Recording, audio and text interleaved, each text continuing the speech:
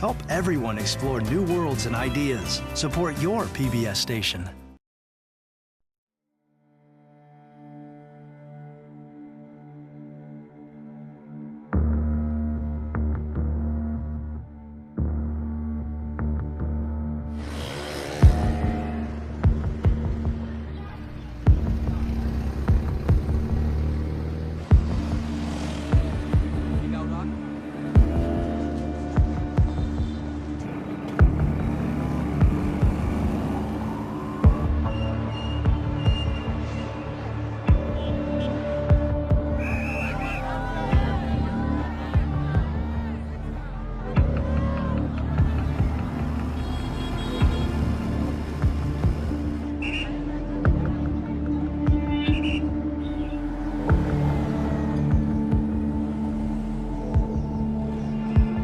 As we began to contemplate evacuation, the burning question was, who goes?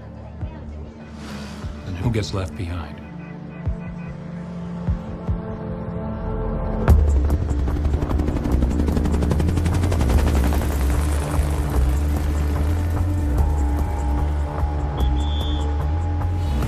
I borrowed a truck, and I basically sent the signal to my folks. And this meant a group of South Vietnamese majors, lieutenant colonels, colonels, and their families to muster at an address in downtown Saigon. I drove down there, they loaded up onto the truck, and I drove them to the airbase. I had told them, when you hear 3 thumps, that means hold the baby's mouths, don't breathe, don't talk, don't make any noise, because we're going through the gate post. I saluted in uniform as a captain of the United States Army. The guard waved me through, and I drove straight out to the flight line to an aircraft that was awaiting. One Vietnamese colonel who was putting his family on the plane, he had wanted to stay in Vietnam to defend the country. And this full colonel had like 8 kids and a wife. And he was in tears. The family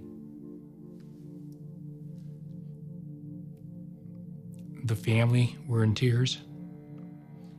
And I said to him, get on the plane. Just go. Go. It was a terrible, terrible, terrible moral dilemma for everybody.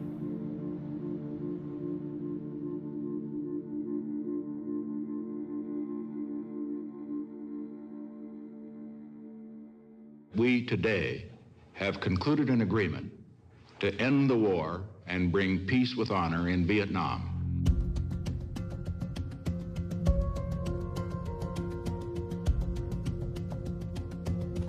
We have adopted a plan for the complete withdrawal of all U.S. combat ground forces. We are finally bringing American men home. We who made the agreement thought that it would be the beginning not of peace in the American sense, but the beginning of a period of coexistence, which might evolve, as it did in Korea, into 2 states. Reconciliation between North and South Vietnam, we knew would be extremely difficult. But I was hopeful. Because of the Paris Agreement, American soldiers were going home.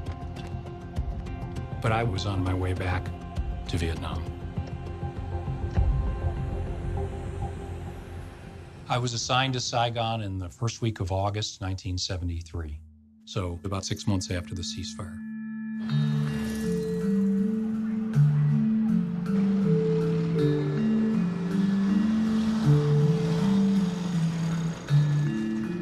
I would say that between the State Department people and CIA people, the contractors who were there to maintain infrastructure, maintain aircraft, as well as people like me, we had 5,000 to 7,000 Americans in country. A lot of the guys had Vietnamese girlfriends and wives, in many cases with children. In general, things were eerily calm and in many ways normal in Saigon. My sense was that we were going to be there, you know, pretty much for a long time to come. I was assigned to the American Embassy in Saigon. I was in charge of the 84 Marine security guards that were there, making sure that they kept up with their physical fitness training. We were there to protect American lives as well as American property. It was just day-to-day job.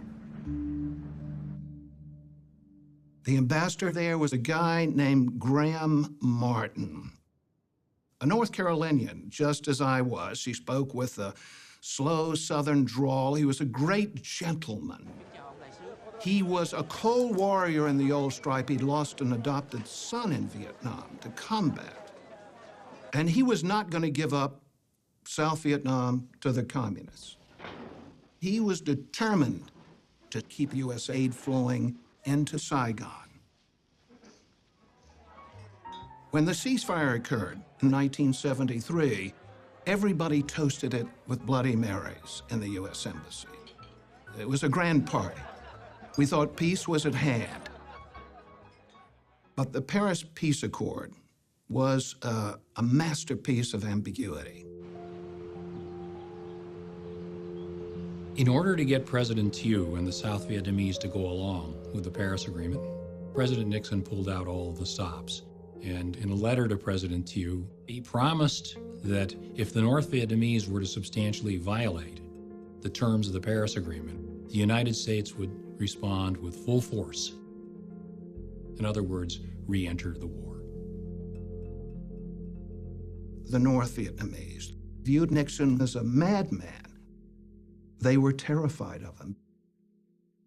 They believed that Nixon, if necessary, would bring back American air power. But in August 1974, he was gone. Nixon resigned because of Watergate. And overnight, everything changed. Hanoi suddenly saw the road to Saigon as being open.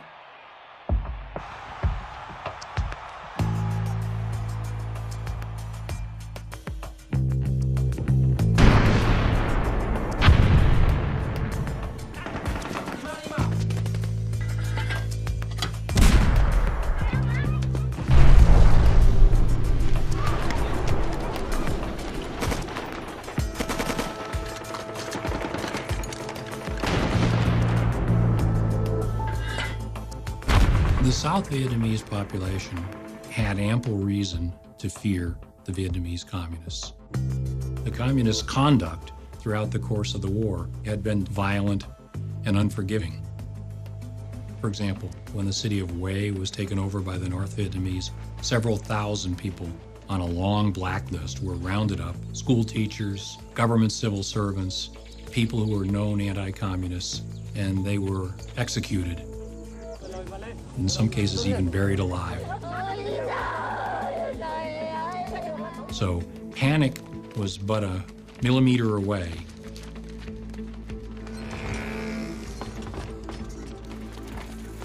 Hundreds of thousands of refugees are in a blind rush to flee even further from the rapidly advancing communists. Bruce Dunning reports.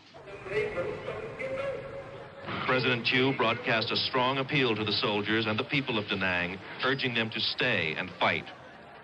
Và ngay cả vị tướng chỉ huy đó cũng không biết rõ ý định của ông Tổng thống Thiệu ra làm sao nữa. Và ngày hôm nay thì tin được lệnh là phải giữ Đà Nẵng.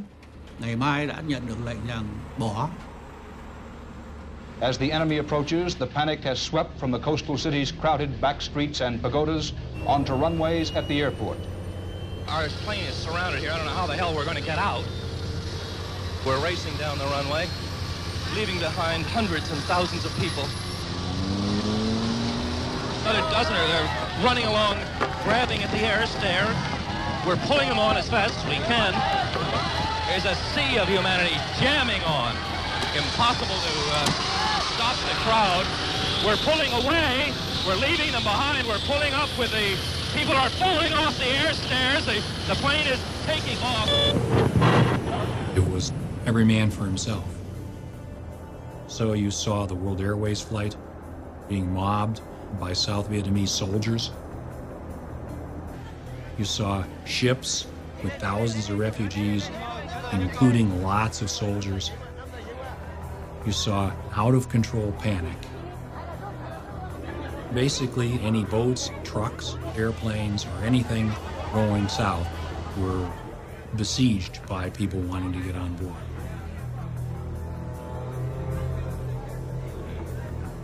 The Americans were gone.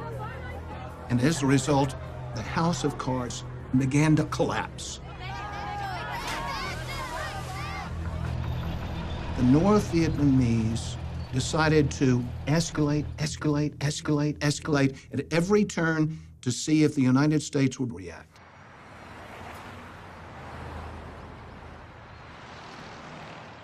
In April of '75, I was with President Gerald Ford, and we were flying across the country on Air Force One when one of the airplane's crew comes and hands me a note, and it says, "Da Nang has fallen." Ford was bombarded by questions from the press after he got off Air Force One. Around 150 to 175,000 well-trained North Vietnamese regular forces in violation of the Paris Peace Accords moved into South Vietnam. We have objected to that violation. It's a tragedy unbelievable in its ramifications. We are now in a crisis. We had a wave of humanity, 500,000 refugees rolling south towards Saigon. And 160,000 North Vietnamese troops moving right behind them.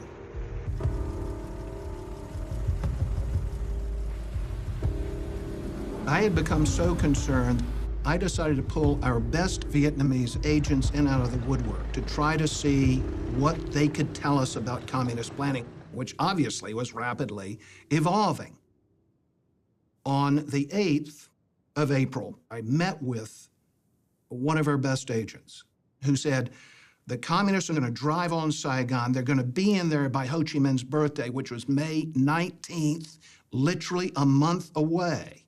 Communist forces in South Vietnam, already solidly in control of 11 provinces, began working on yet another one today, Binh Dinh.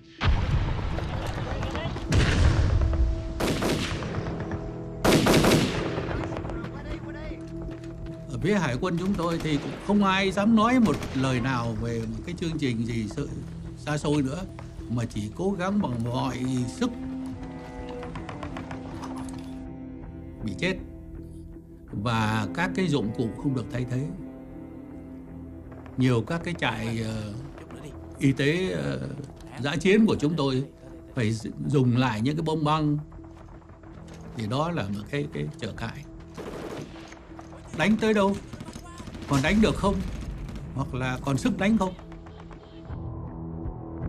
I kept a map every day on the progress of the North Vietnamese onslaught. By the 5th of April, the North Vietnamese had 15, even 16 divisions heading in the direction of Saigon. They were bringing SA-2 missiles down to provide anti-aircraft cover for their forces.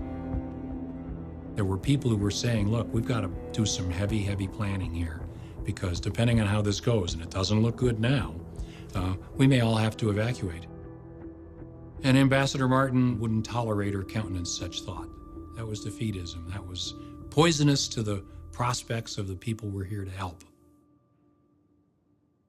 But people could see what was going on, and they started leaving, especially the Americans. I'm leaving Vietnam. Why? I'm kind of scared, to be honest with you. Perfectly honest with you, I'm really scared. I think the situation's a lot worse than we know about.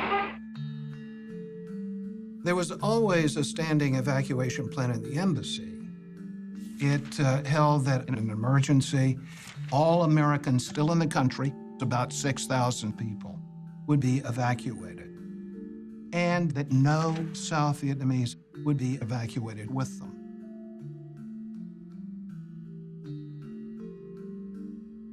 I was a student.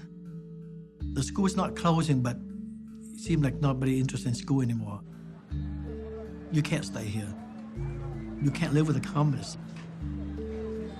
Especially if you have a connection with the Americans, then you really got to get out.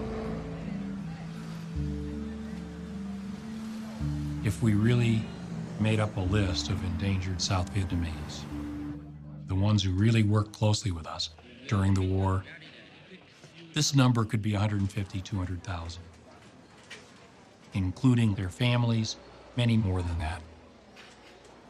But the idea of talking about an evacuation and of planning for an evacuation of Americans, let alone an evacuation of Vietnamese, was still anathema in the embassy. If you mean that South Vietnam is on the imminent verge of collapse, I think the answer is quite definitely no. I mean, we were dealing with an ambassador who was just convinced that somehow he was going to be able to pull this out and that there wouldn't have to be an evacuation and therefore there wouldn't have to be a concern about evacuating South Vietnamese. The situation in South Vietnam has reached a critical phase, requiring immediate and positive decisions by this government.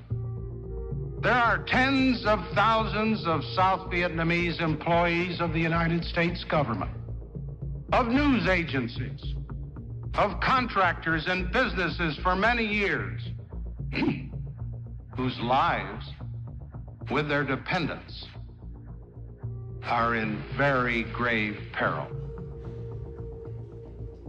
I am therefore asking the Congress to appropriate without delay $722 million for emergency military assistance for South Vietnam. If the very worst were to happen, at least allow the orderly evacuation of Americans and endangered South Vietnamese to places of safety. There was no way in 1975 that the Congress was going to vote any money to go to the aid of South Vietnam. We had pulled out our troops in 1973, and public opinion at that point shifted.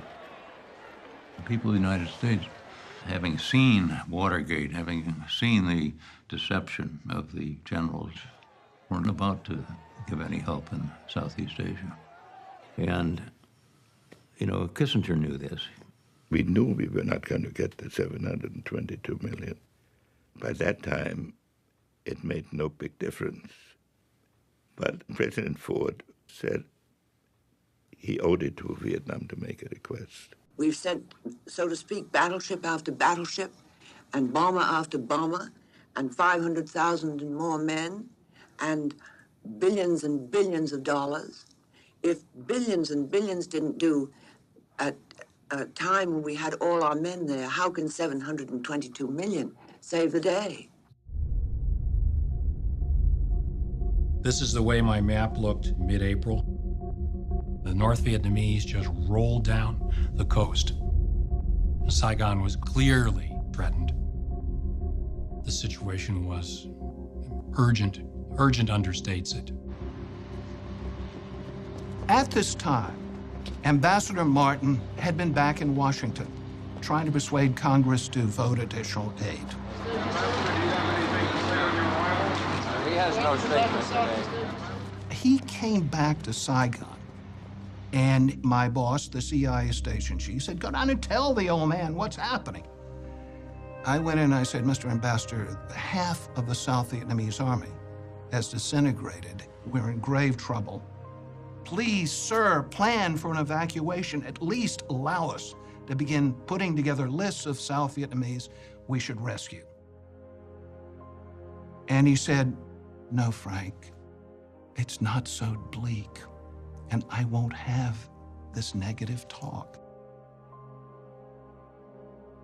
Young officers in the embassy began to mobilize a black operation, meaning a makeshift underground railway evacuation using outgoing cargo aircraft that would be totally below the radar of the ambassador.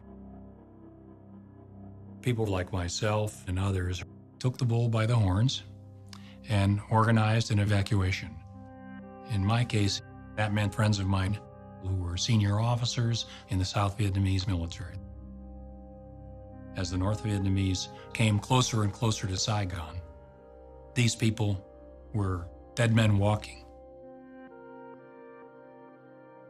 I had arranged a signal with my intelligence community friends that if I said I'm having a barbecue, that meant come to a certain pre-designated place and bring your families and only bring one suitcase because we're going to have a party, but it was understood the party meant I was going to get them out.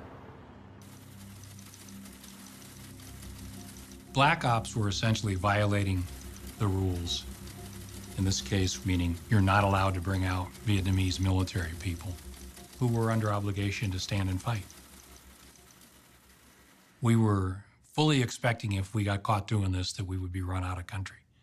End of career, do not pass, go. But sometimes there's an issue not of legal and illegal, but right or wrong. The deputy defense attaché moved out Vietnamese personnel and their families to Clark Air Base in the Philippines without any approval whatsoever, without any immigration papers, anything, passports, you name it. And when they began showing up in the Philippines, Martin hit the roof and fired him. But that didn't stop other State Department people who had Vietnamese friends and family members. They continued to organize these makeshift airlifts.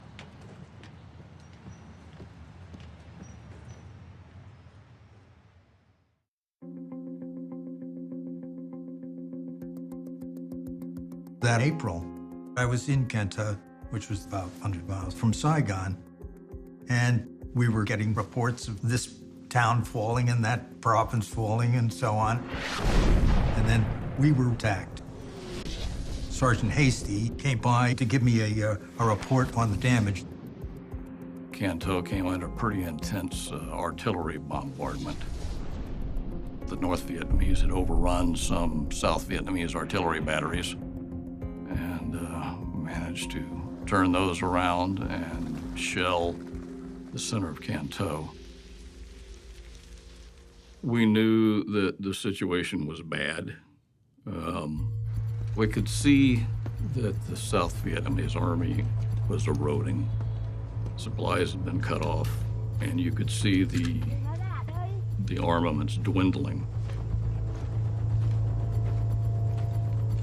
We were, under the terms of the Paris Agreement, committed to resupplying the South Vietnamese. They lacked simple things like barbed wire and bags for sandbags.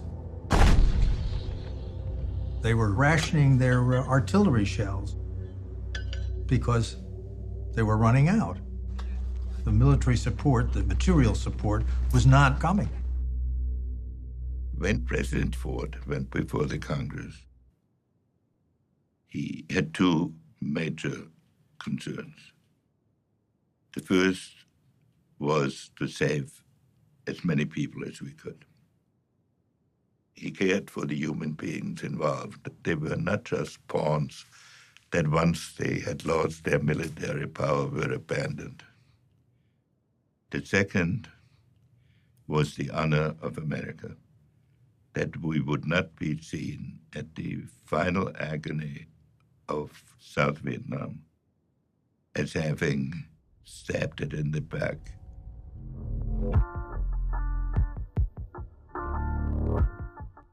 Congress wouldn't pass it.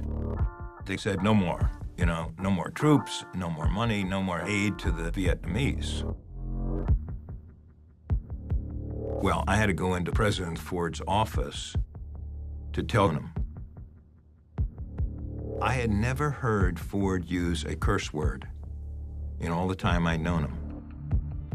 But when I showed him this story, he said, "Those sons of bitches."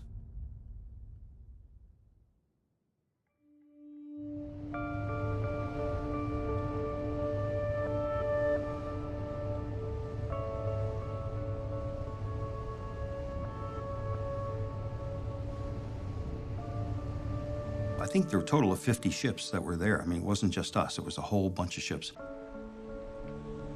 We were standing by for the evacuation of Americans. I was a terrible letter writer. I would write one letter for my wife's 10 letters, and she didn't like that. So she said, we're going to exchange tapes. So I would run into my stateroom, turn the tape recorder on for a couple minutes, and tell her what's happening. I really don't know where to start. It's been such an unusual couple days for us. We went with the rest of this huge task force of ours up to about, 20 miles off the coast, basically east of Saigon. As most Navy operations are, it was very carefully planned. We planned to death. The chain of command for, as I understood it as a captain of the United States Marine Corps, and I think I got it right, is for any evacuation, that decision is the ambassador's decision. Graham Martin is the responsible guy. But the military is responsible for giving him all kinds of plans. And this is how we got into the 4 options. The first option was you would take commercial ships right up the Saigon River to a couple blocks from the embassy. You would load whoever you wanted to bring out on these ships, and you'd be done with it. The second option was, United and Continental and Flying Tiger Airlines were still using Tonsanut Air Force Base at the time, and you could have brought anybody you wanted out by commercial aviation. The third option was military fixed-wing aviation. The C-5As, the C-141s, which carry a lot of people, you could have brought them out of Tonsanut on those. The very last option was helicopters off the carriers into Tonsanut Air Force Base. We had 75 Marine Corps helicopters out there.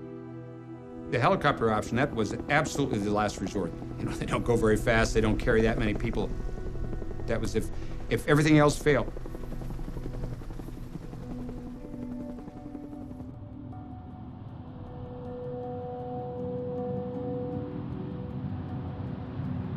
I got into Vietnam late on the 24th of April, 1975. Saigon was full of rumor, of false stories, whether we were going to have a last attempt to draw a line across the country, and Saigon in the south would remain a free republic, all of these things, and it was all churning all around. The fighting was close to Saigon, but hadn't shown up in the streets of Saigon. I served as a naval officer and 3.5 tours in Vietnam, 2 of those years as a Special Forces advisor with a 20-boat river division, all Vietnamese. I could tell jokes and hear jokes in Vietnamese, and once you start off like that, you eventually end up being able to dream in Vietnamese. In 1975, my mission was to remove or destroy as many ships, swift boats, anything that I considered to be a benefit to the enemy. I met with Captain Do Kim, who was the operations officer of the Vietnamese Navy.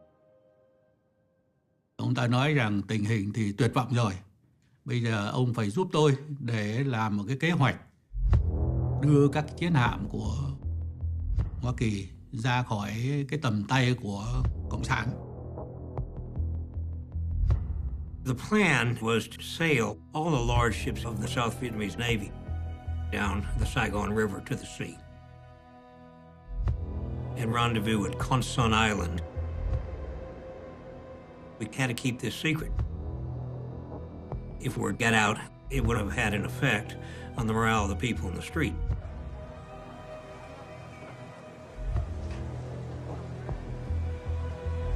We knew that there were roughly 5,000 Americans still in the country. Many of them had Vietnamese wives, mistresses, whatever, just hadn't left.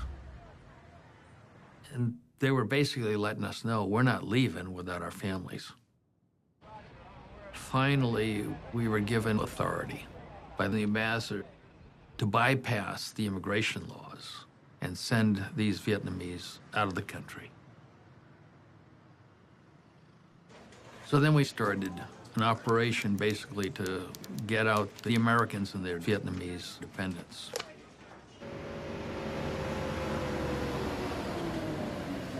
It was not an official evacuation.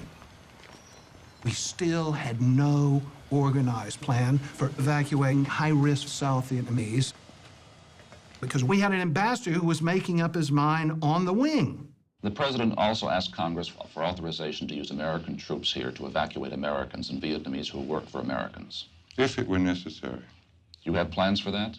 Well, of course, every embassy in the world has plans for it. You think it will be necessary? I have that again. You see, is a judgment that I can't possibly make at this time. We have been reducing the population here as a measure of prudency, and we'll take measures to reduce it further as a question of prudence. The ambassador was extremely skittish, and I guess understandably so, about talking about evacuation, about sending signals that an evacuation was being planned or even executed. He feared it would trigger a panic. It's time to get out. And in Saigon at that time, it was like, who do you know? The key word would be connection. There's a lot of people, they try to get their money because if the people have money, maybe they will find connection to get out.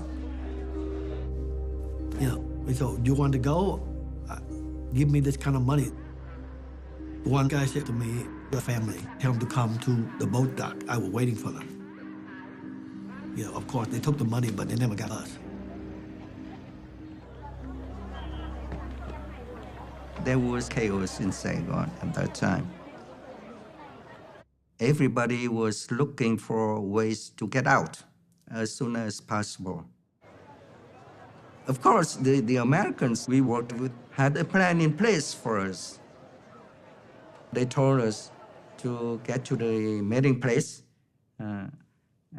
which was a safe house, and near the American embassy.